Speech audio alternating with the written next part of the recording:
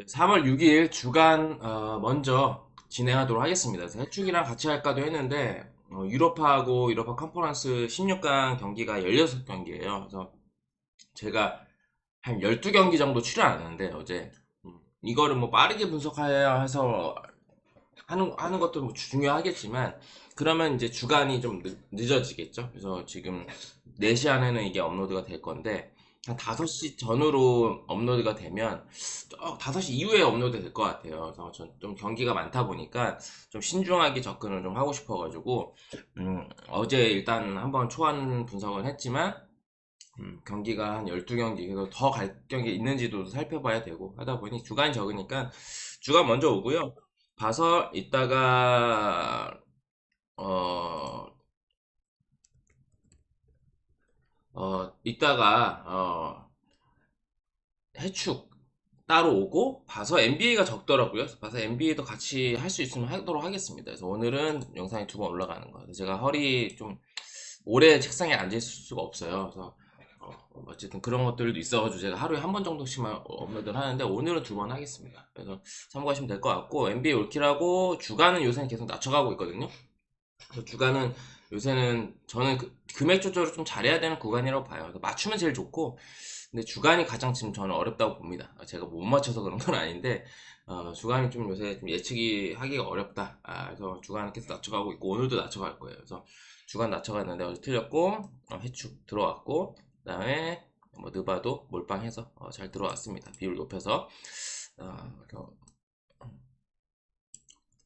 구독하고 좋아요 많이 눌러주셔서 감사드리고요. 어제 스코어 이벤트 했는데 맞추신 분이 없고 제가 영상에서 언급한다는 걸 까먹었어요. 그래서 봐서 뭐 유로파도 할 수 있으면 할게요. 봐서 첫 번째 경기부터 가겠습니다.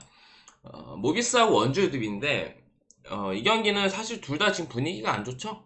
분위기가 안 좋기 때문에 이 경기는 일단 모비스의 1.3대 2 당에 대한 메리트는 없어요. 이기더라도. 왜냐면 원주 DB도 지금 최근 폼이 올라왔어요. 18명 영입 효과로 폼이 올라왔고, 그 다음에 뭐 어쨌든 지금 강상재도 돌아온 상태 온 지 좀 됐고, 그래서 지금 확실히 뭐 스펠맨 영입 효과, 알바노 스펠맨, 그다음 정혁은도 직전 경기에 또 좋은 모습 보여줬고, 그래서 뭐 이관희도 그래도 괜찮은 모습 좀 보여주고 있다고 생각이 듭니다. 그래서 손호전에서 졌던 거는 사실 좀 김준성 감독이 운영을 잘 못한 것도 있다고 봅니다. 그래서 이날 강상재, 또 이관희, 스펠맨, 알바노 득점이 좀 편중돼 있긴 한데 고른 득점을 좀 보여주고 있지는 않아요. 근데 그래도 저는 아쉬운 거는 이제 모비스랑 상대하면은 이 프림이나 션농 제어도 좀 안 될 거라고 봅니다. 인사이드에서 원주 DB가 지금 뭐 김주성 아니 그 보냈잖아요. 그 정혁원 데려오고 그 다음에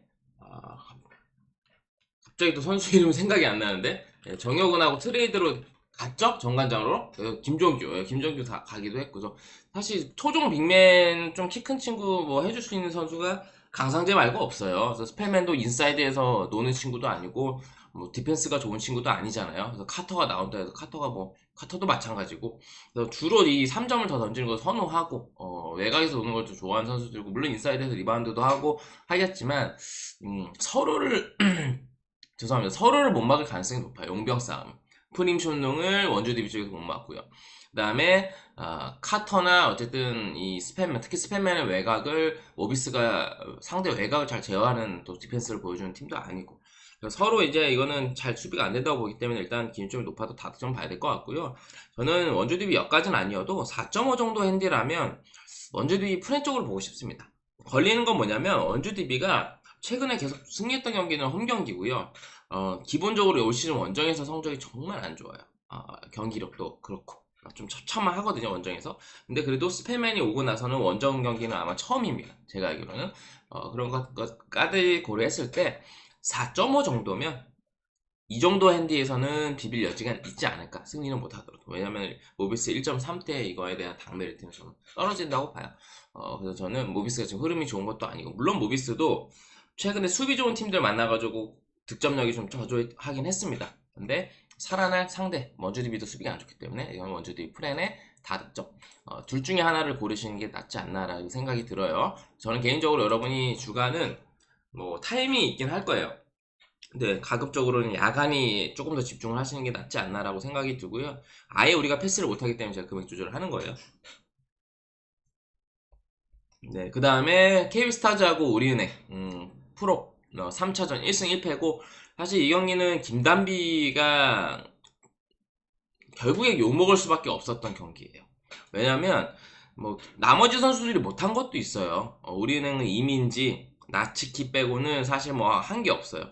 이명관 무득점하고 근데 이제 김단비가 초반까지 해도 욕먹을 그건 없었는데 중요한 구간이 한 번 있었죠. 유파울을 허예현한테 얻었는데 자유투를 한 개도 아니고 둘 다 못 넣었어요. 그 다음에 그 다음 공격에서도 턴오버가 나왔고 그 다음에 마지막 공 갖고만 있으면은 파적으로 자유투 얻고 하나만 넣어도 이제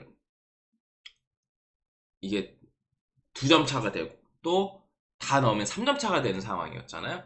근데 그거를 패스 물론 이게 트랩 수비가 오고 당황하다 보니까 그런 것 같은데 어쨌든 3초 남겨놓고 그 바깥으로 패스를 던졌잖아요.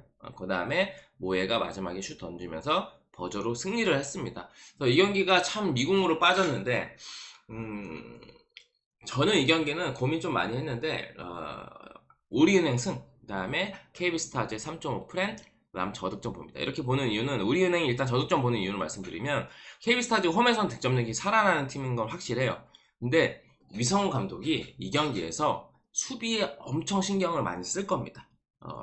일단 원래도 뭐 수비 신경 쓰는 감독이긴 하지만 이 경기 수비를 신경 쓸 수밖에 없는 게 KB스타즈가 청주 홈에서는 득점력이 좋은 거는 위성훈 감독이 모를 리가 없어요.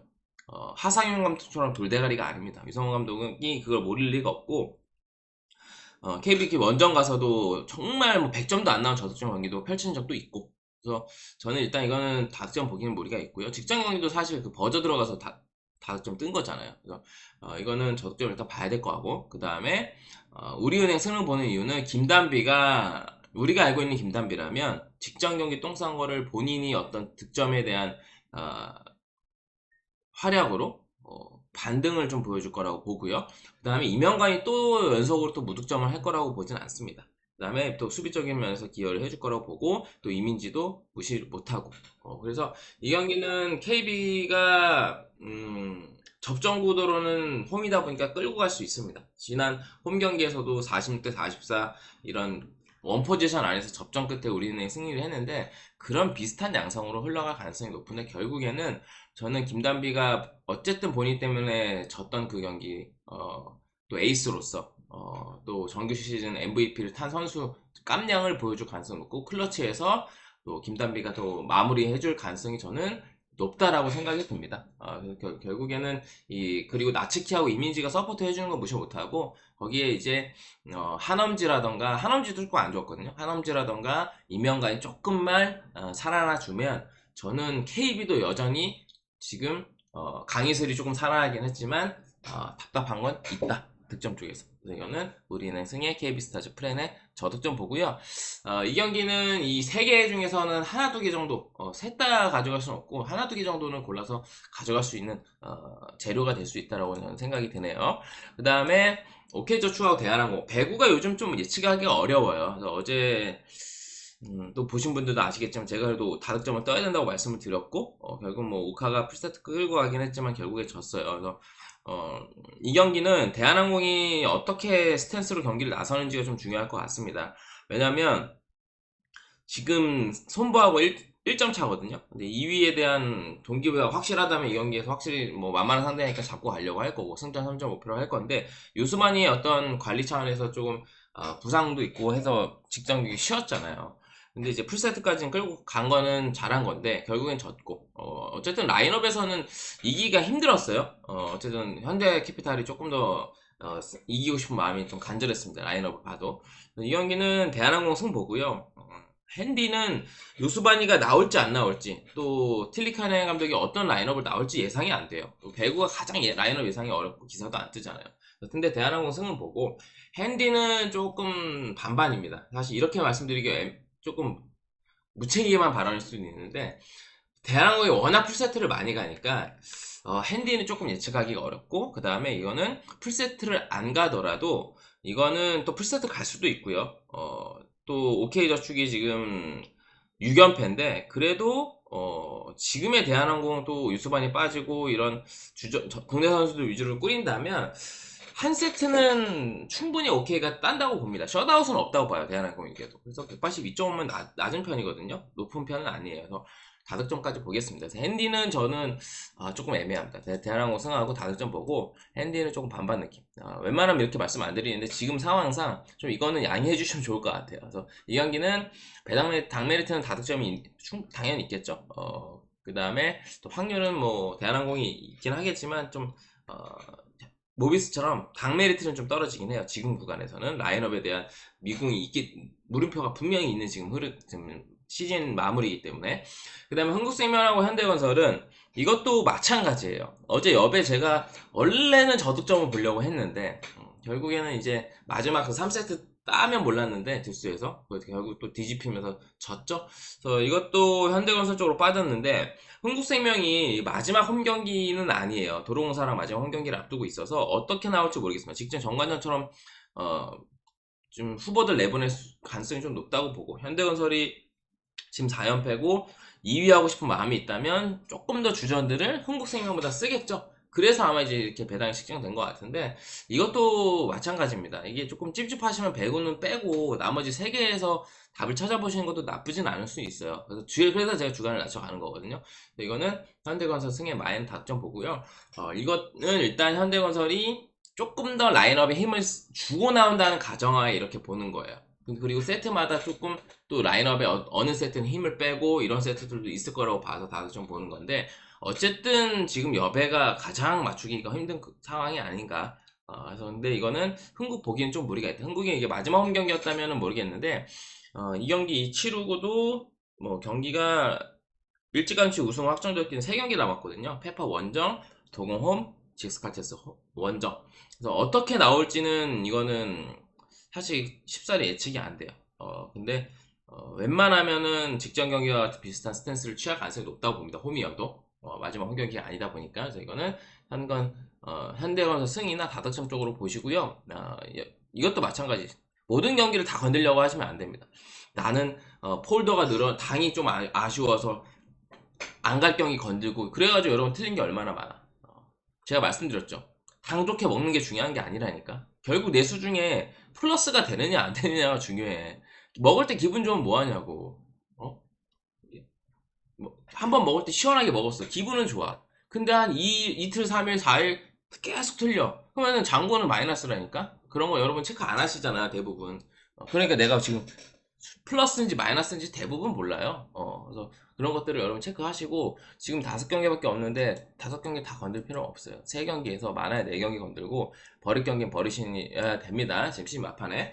마지막 경기 아침2 8강 1차전인데 전북현대하고 시즌입니다.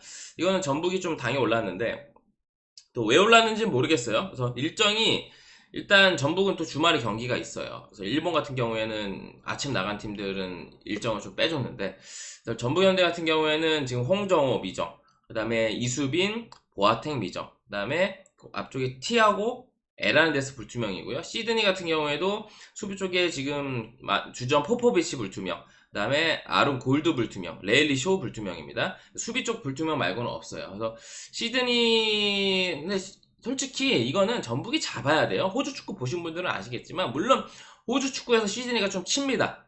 그리고 방콕 유나이티드 상대로도 어쨌든 홈에서 비겼죠. 원정에서 3대1로 이기면서 진출을 한 건데, 얘도 기본적으로 수비가 안 좋건데 전무현대 상대로는 실리적인 경기 운영을 하겠지만, 실리적인 경기 운영 한다고 그 정도 될 수비를 잘하는 팀은 아닙니다. 또 호주 축구 내에서는 모르겠지만 이 정도 레벨에서는 쉽지 않다.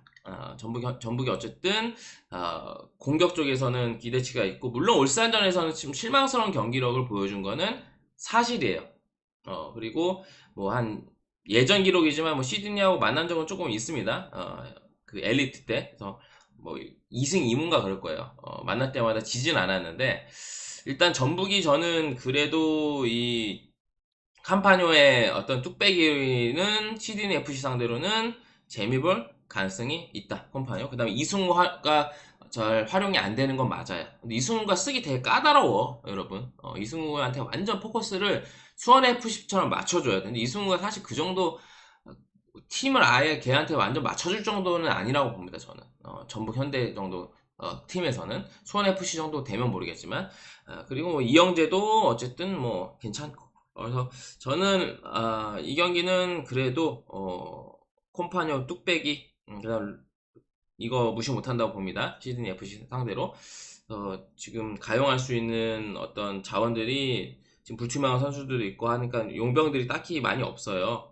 그런 것들도 좀 아쉽긴 한데, 그래도 시드니 FC 상대로는 1차전 승리를 거둘 가능성이 저는 높다고 봅니다. 시드니 FC도 제가 호주 축구 보면서 좀 봤지만, 자국에서는 모르겠지만, 이 아시아 아침 레벨에서는 사실 그렇게 경쟁력이 있다고 보진 않습니다. 그래서 전북 승에, 이 경기는 시드니 FC 수비 생각하면은 다득점. 또 전북 지금 포획 감독 와가지고 스타일을 봤을 땐 이 경기를 뭐 인테르처럼 뭐 1대0, 2대0 이런 스코어를 만들면서 마무리될 가능성이 떨어져요. 그래서 이거는 다득점까지 보고요. 이것도 마찬가지예요. 뭐 비슷하게 봅니다. 전북 승 아니면 다득점. 반반으로 봐요. 둘 중에 하나를 고르시는 게 맞을 것 같고, 이거는 해외에서 한 2대0 정도 많이 보는데, 참고하세요. 2대0, 뭐, 2대1 이렇게 보는데 참고하시면 될 것 같습니다. 준비한 5경기 코멘트 마쳤고요. 코멘트가 도움이 되셨다면 구독, 좋아요 눌러주시면 감사드릴 것 같고요. 주간은 여러분, 무리하실 필요가 지금 전혀 없다. 야간에 집중을 하세요. NBA 해축 일정이 더 낫습니다. 모두 건승하시고요. 저는 이따가 2부 때 뵙도록 하겠습니다. 감사합니다.